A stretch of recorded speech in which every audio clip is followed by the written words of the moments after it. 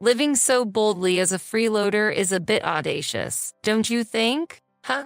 What are you saying, Patty? Even though you have your own child, you being a freeloader is a nuisance.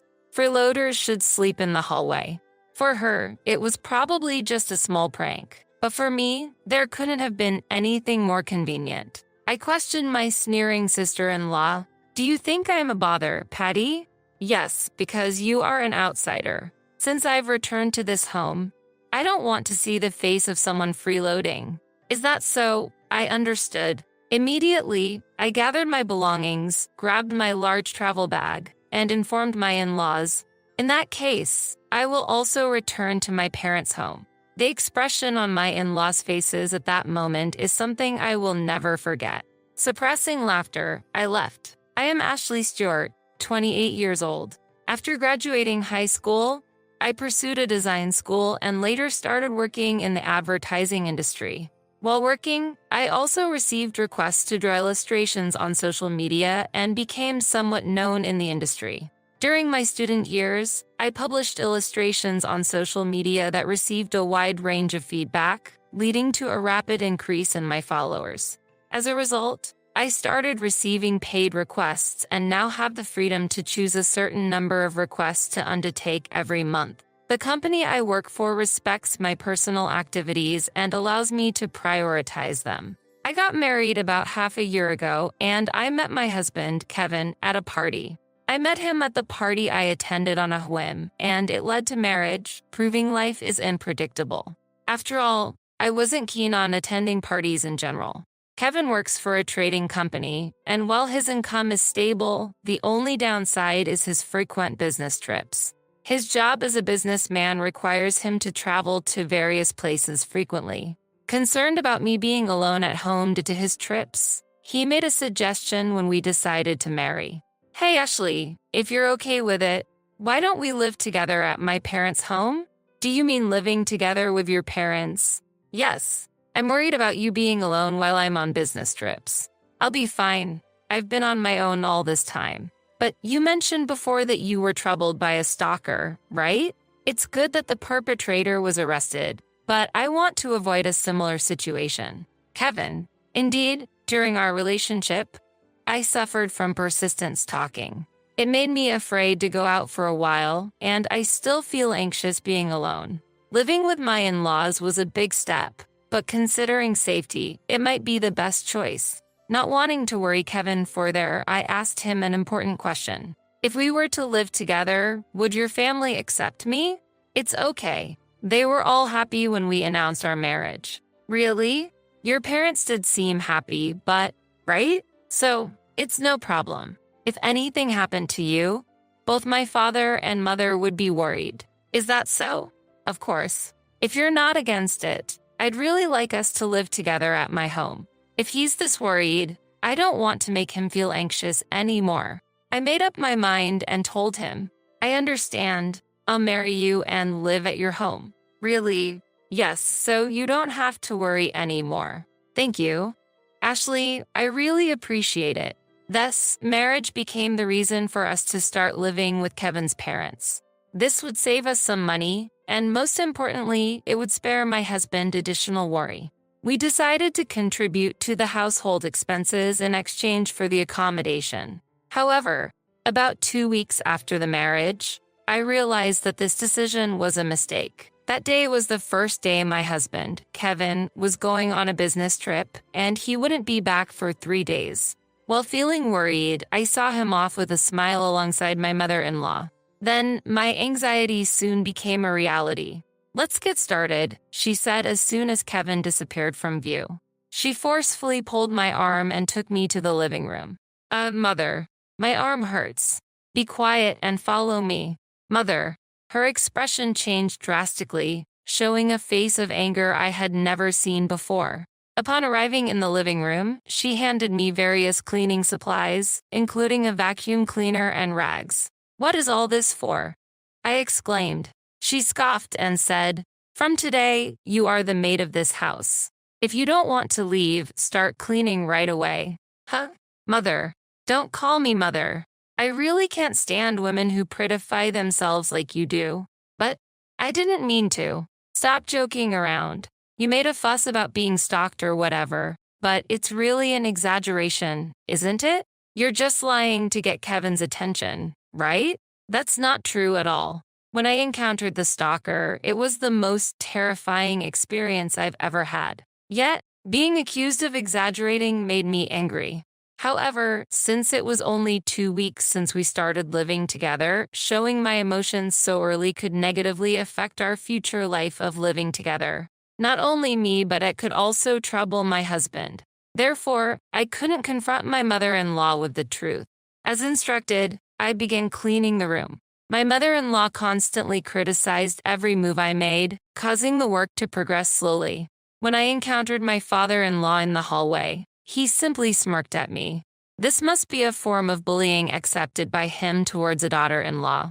During the 3 days Kevin was away, my in-laws relentlessly imposed household chores on me. 6 months into our marriage, being bullied by my in-laws in Kevin's absence had become routine. Not only was I burdened with all the household tasks, but I was also demanded pocket money and forced to pay unreasonably. Meals I prepared were thrown on the floor as disgusting, and my favorite bag was intentionally spilled with alcohol. Kevin's business trips varied, lasting 3 days or a week. Every time a trip was scheduled, my heart endured pain.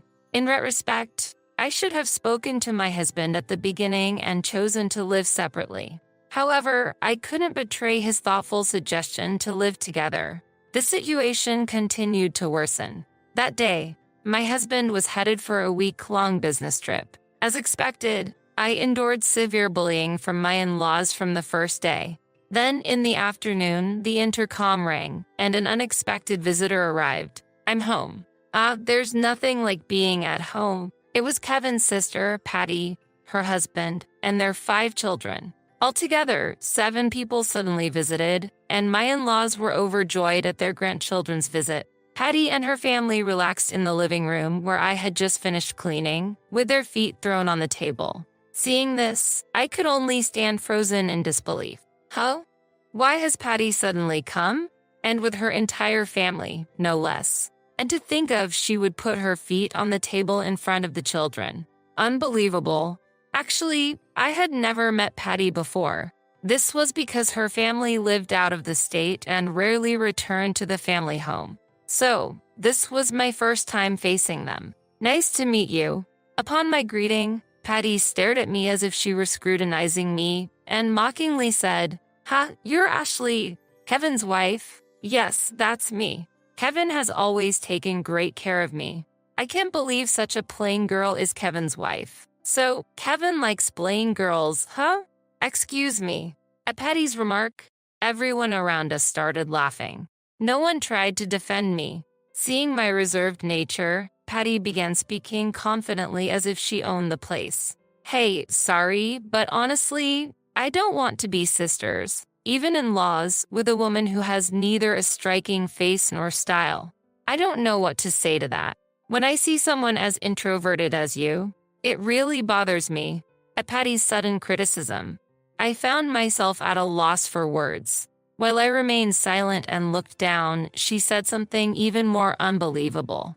"Living so openly as a freeloader, don't you think you should show some restraint? Huh? Being at home at this hour means you're just a housewife, right? A freeloader living off my parents is really a nuisance." Patty, we have children, and an outsider like you is just in the way. Why don't freeloaders sleep in the hallway? It would make it more comfortable for me." Patty looked down on me coldly. Perhaps the people in this home are incapable of understanding others' feelings. They seem comfortable demeaning and insulting others and enjoying their reactions. Except for my husband, the entire family had a cruel streak, harboring distortions in their hearts. At that moment, I felt something inside me quietly fade away. I finally decided to stand up for myself. Oh, why didn't I realize this sooner?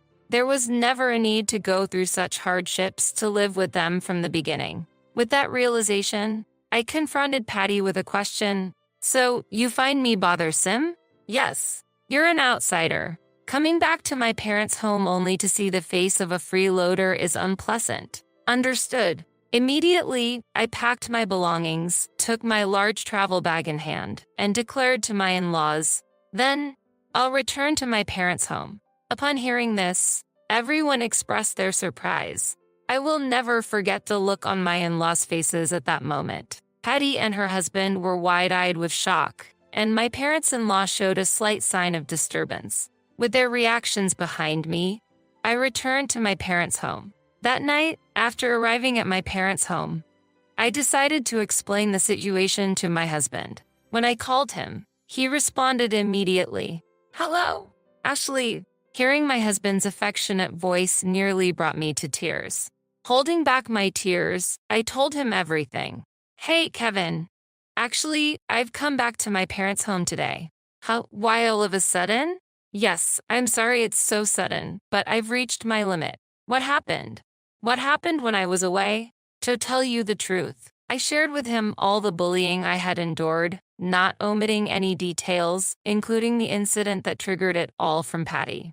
There was a moment of silence on the other end of the phone. "Kevin," when I asked, he responded with a heavy voice, "I'm coming back on the first flight tomorrow morning. I'll pick you up, so please, just one last time, come to my family home." "Huh? What do you mean by last time? I'll put an end to everything tomorrow. Them bullying you and our relationship with them." Kevin. His words made me cry uncontrollably.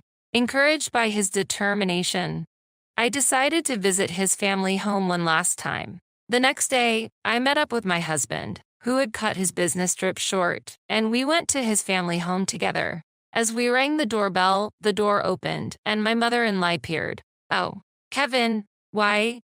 Aren't you supposed to be on a business trip?" Seeing me by his side, my mother-in-law showed obvious confusion. With her face twitching, Kevin declared calmly, "We need to talk. Is Dad and Patty home too?" Yes. But what about? You should know. It's pointless to try to dodge the issue now." Perhaps sensing something from my husband's demeanor, my mother-in-law lost her words. Without trying to be polite, Kevin walked straight into the living room. As he forcefully opened the door, everyone inside turned to look at him. "Oh, if it isn't Kevin, what's up?" Patty said that, but my husband glared at her sharply. Then, he began to speak in a tone I had never heard him use before. "Patty, apologize to Ashley."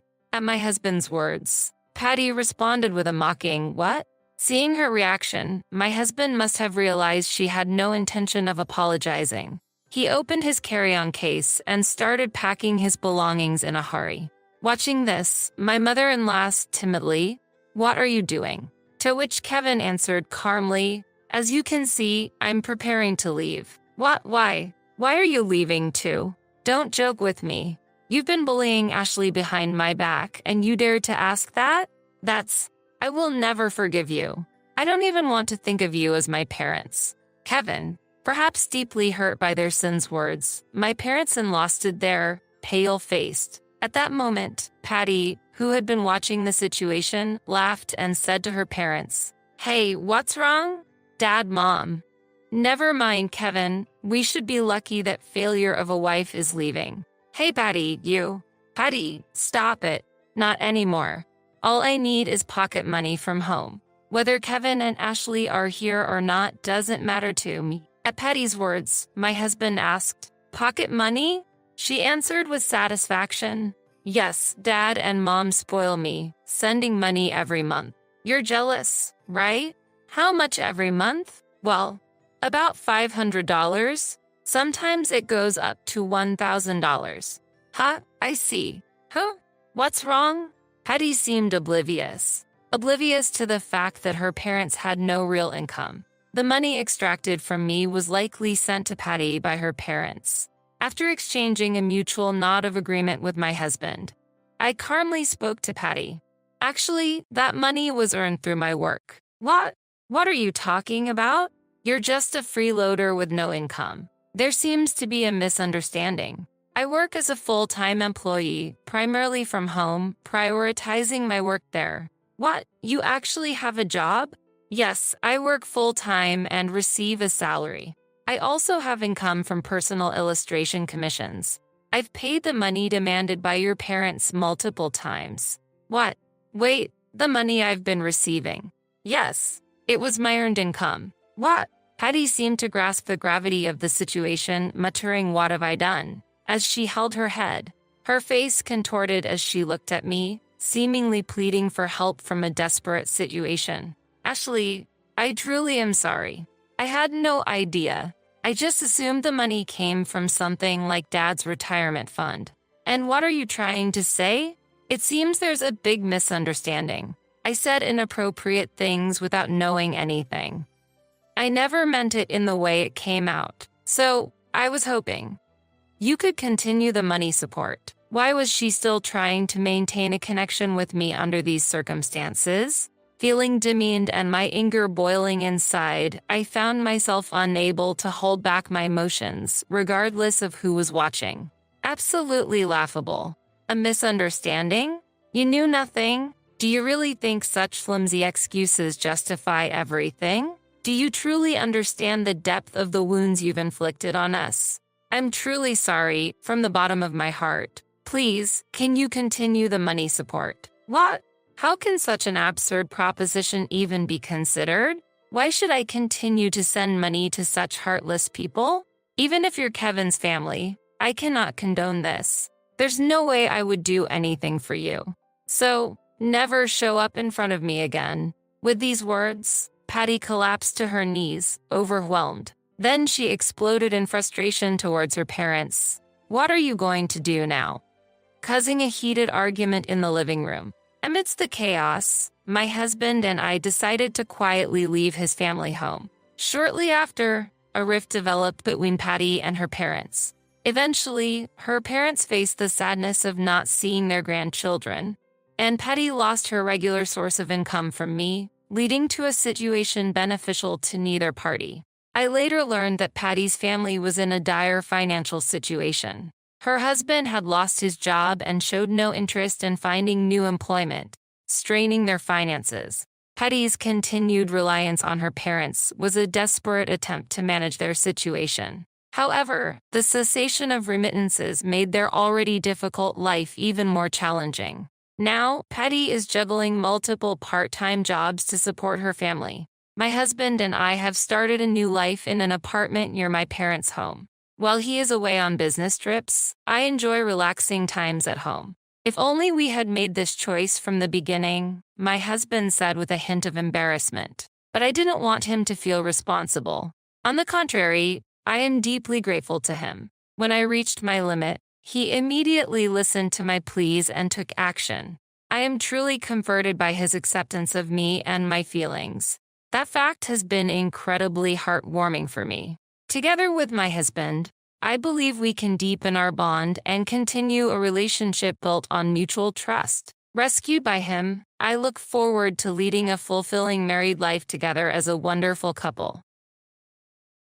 My son, who earns a high income, and you, who spend every day without working, are not compatible. My son and I are planning to live here from now on, so please leave immediately. It happened on a day when my husband, who usually stays in his room, had gone out for a bit. Suddenly, the intercom at my house buzzed incessantly, and when I opened the door, my mother-in-law was standing there, looking excited. Taken aback by this sudden visit, I asked, "Hello, mother-in-law. What brings you here at this time?" Before anything, answer the intercom immediately when it rings. Making me wait is quite rude, don't you think? I'm sorry. I was a bit tied up with work. Work? It's hard to believe you do any real work at home. I bet you're just lazing around, aren't you? That's not true. I'm genuinely working. I don't want to hear excuses. You live a comfortable life here every day, yet benefit from my son's high salary. I think it's unfair. We intend to start a new life here, just my son and I. Could you find somewhere else to go? She pulled out a piece of paper from an envelope she was holding and handed it to me with a smug smile. Here, take a look. The paper read divorce papers. Moreover, my husband's section was already filled out. Wait, are these divorce papers? Yes. He's also come to realize he can't be with you any longer. So, sign this and leave this place immediately." She looked incredibly proud of herself, perhaps relishing the shock she imagined I'd be in. But I wasn't as flustered as she thought. With a slight smile, I promptly signed the divorce papers. Inwardly, I couldn't help but chuckle at how much she misunderstood. She didn't know anything. My name is Nancy. I work from home, hustling as a freelance writer and editor. I used to work for a publishing company, so I've leveraged that experience to maintain a stable income even now. While working at the publishing company, it wasn't uncommon to work late into the night or even on weekends. But the compensation was good, and thanks to my salary, bonuses, and copyright-related rewards from the publishing world, I managed to save a considerable amount. Thanks to that, despite the instability of freelancing, I've been able to live comfortably. I met my husband, Dylan, while working together at the publishing company. He was an aspiring writer, chasing his dreams, and I supported and resonated with his passion. Gradually, my feelings of appreciation turned into love, leading to our marriage. Initially, our married life was fulfilling as we supported each other's careers. Upon getting married, I started freelancing, switching to working from home. Until then, I believed both my husband and in-laws understood and appreciated my career and income. However, as time passed, it seemed their misunderstandings about my work grew. My in-laws held traditional values. In their generation, the concept of working from home wasn't common. They also perceived freelancing as unstable, especially compared to my husband's regular employment, and thus devalued my work. Additionally, Dylan began telling his parents how successful he had become as a renowned writer. Because of this, the cold attitude of my in-laws towards me intensified. Every time we met, they'd sarcastically say things like, "Oh, look, it's Nancy who doesn't seem to work much. What brings you here today? Looking for a job recommendation? Mother-in-law, if you're concerned about our living expenses, I apologize, but I'm earning well, so there's no need to worry. Well, you sound quite confident. Maybe you should show more gratitude to Dylan. Without him, you'd be in trouble, wouldn't you?" My mother-in-law had old-fashioned values. In her generation, women typically managed the household while men worked outside. Thus, seeing me work from home, she likely assumed I was shirking housework. The story paints a picture of generational and cultural differences, misunderstandings, and challenges within a family. Mother-in-law, freelancing means that you can earn a good income even without going to an office and working from home. Nowadays, with technological advancements, we can work from anywhere, and my job falls into that category. However, my mother-in-law responded angrily, "All you do is talk back. You're such an unpleasant daughter-in-law. It just doesn't look natural for a young woman to be messing around with a computer at home all day." Lately, these kinds of conversations had been recurring, and I was honestly getting a bit tired of it. I swallowed down my retort, thinking, not this topic again. Inwardly, I thought, in reality, I'm the main breadwinner, and I handle most of the housework, but I didn't say it out loud. In the beginning, her occasional complaints only occurred when Dylan wasn't around, but recently, she's been saying them more openly, especially during family dinners at her house, which felt more like a session to criticize me than anything else. Despite being invited, only Dylan's portion of food would be on the table. There was no seat for me, making it very uncomfortable. Moreover, she seemed to badmouth me to other relatives, and I could hear whispered comments, which were very unpleasant. I was often taken aback by her and my father-in-law's attitudes, but Dylan's silence also irritated me. On top of that, they saw Dylan as a successful author and relied on him for money, often asking him to buy things. This was funded by the money I earned. Initially, it was a small amount, but lately, I noticed we were spending almost $2,000 monthly for his parents. I decided to tell Dylan, "I want you to stop giving my earnings to your parents without asking me." But his response was colder than I expected. "You're earning money while relaxing at home, right? It's easy money, so why not let my parents use a bit of it?" "Wait, Dylan, Do you really think I'm just lounging around at home to earn my money? I couldn't hide my shock at his words. It felt like the last straw. I felt betrayed, confused, and sad. Even though there were challenges with his parents and our differing backgrounds, I believed Dylan was on my side, which helped me persevere. That reassurance was shattered by his words. Dylan, who I thought understood my feelings and efforts, ended up joining those who mocked me behind my back. I remembered our first date when he passionately talked about his work, shared dreams, and values. I was drawn to his enthusiasm and sincerity. But lately, he seemed to have forgotten his dreams and passion and spent his days aimlessly, often engrossed in games. And that figure was completely different from the person he was when we first met. Games aren't bad in themselves, but his obsession made him neglect his passion for writing, which saddened and angered me. I started questioning if I should continue my future with Dylan. If my relationship with Dylan continued, what would become of my life? Even when I tried to imagine a future with him, I could only see a bleak future. Thus, I decided to divorce him and secretly began looking for a new place to live. I searched online for apartments suitable for singles and visited a few properties for viewing. Focusing on apartments with a quiet living environment and strong security, I finally decided on one property. One day, while Dylan, who usually played games in his room, was out, my mother-in-law visited. Surprised by her sudden visit, I opened the door. Without waiting, she sat on the living room sofa and bluntly said, "Nancy, you should leave this place." "What are you saying all of a sudden?" I was too shocked to respond. "Isn't it obvious? You're bad at housework. And even after Dylan became a popular author, you haven't changed. Above all, you can't even work properly. But I've told you many times that it's a misunderstanding, haven't I?" However, my mother-in-law interrupted me, smiling gently. "I plan to live here and support Dylan. Taking care of him is much better than looking after that noisy old lady." By noisy old lady, do you mean Dylan's grandmother? Yes, that woman who is technically my mother-in-law. Even though I've done so much for her, she always finds fault. She shows no gratitude, and I'm fed up. If I live here, I can take care of Dylan, and he can focus on his work without any hindrance. Isn't that wonderful?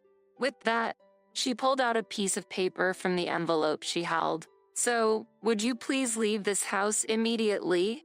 As I listened to her words, I accepted the divorce papers she held out. They had been signed by Dylan. Did Dylan really sign this? A little while ago, I suggested to Dylan that it might be better for both of you to get a divorce. It seems he was fed up with you two because he signed it without hesitation, she said with a playful tone. Everything that followed happened so quickly. I took my pre-packed bags and promptly decided to move to a new apartment. During the move, I also managed to file the divorce papers, and a new life began. My new life was more smooth and comfortable than I had expected. My small apartment had only essential furniture and appliances, and its simplicity seemed to boost my focus. I was free from complications, and each day was calm and peaceful. I'd wake up to natural light streaming in through the window and the sound of birds chirping in the distance. I would get up whenever I wanted, eat breakfast, and plan my day. When I start working, I get so engrossed that time would fly by. It felt heavenly not having to worry about the gaze and expectations of Dylan and my parents-in-laws, and to be able to work at my own pace. One day, as I was engrossed in work at my desk, my smartphone vibrated. It was a call from Dylan. I hesitated but decided to answer. "Nancy, please come back right now." A desperate Dylan pleaded. "Why would you want me to come back all of a sudden?" To be honest, my parents found out I lied about being a popular author. I'm under immense pressure now. They're even talking about moving in, expecting to live off my earnings. So, please, can you come back? I see, but returning isn't that simple. You chose to sign the divorce papers, didn't you? So did I. We're not on the same path anymore. So deal with your issues yourself. It's none of my business. His voice was a mix of desperation and sadness. But I believe we should be together. Please come back. Firmly, I responded, we've chosen different lives now. I could hear Dylan taking a deep breath on the other end. I understand, but since the divorce, there have been many troubles, and it's costing me a lot. I need assistance with expenses like the care fees for our parents and compensations for the chaos it caused. Why are you suddenly talking about this? I think your decisions played a part in ruining all of my plans. How dare you? Remember when we were married how you and your parents mocked me? I didn't want to say this, but now you seem like an enemy. Your financial troubles arise because you don't work properly. Find another way to sort it out. I wish you wouldn't rely on me for everything. With that, I ended the call. Despite numerous subsequent calls from Dylan, I blocked him and changed my number. A few months later, I happened to pass by where his house used to be. Instead of his house, there was now just an empty land. A nearby resident told me about the recent disputes at his place, with police getting involved at times. The neighbor's words seemed to contain all the emotions of the situation. As she said, you must have gone through a lot too. There must have been a lot of turmoil leading to the loss of his house. I stood there for a while, reflecting on our past. The unexpected outcome might be some kind of karma. Dylan's little lie had had such a significant impact, more unbelievable than any story he might have written. From then on, I pledged to myself to live honestly, expressing my feelings and thoughts without lies or pretense. No matter how challenging things get, I recognize the importance of conveying the truth and cherishing genuine feelings.